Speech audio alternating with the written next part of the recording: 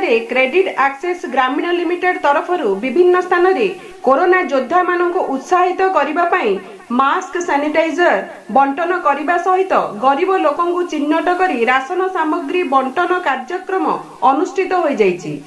परिप्रेक्षी में area manager Vishwanath Behera अध्यक्षतार अनुष्ठान चिन्मय महापात्र गणेश राम सिक्का उत्तम कुमार मेहर प्रमुख उपस्थित रही सालेभटा दादपुर मालगांव गोपीनाथपुर जेना खालपड़ा प्रभृति स्थान में राशन सामग्री बंटन करने सहित किपरि कोरोना ठारू दूरे रहिबे सेही विषय रे आलोकपात करथिले। ग्रामीण कोटार एही कार्यक्रम को विभिन्न महल रे प्रशंसा करिथिबा बेले श्री बेहेरा एही कार्यक्रम आगामी दिन में जारी रहबे बोली सूचना दैछन्ती।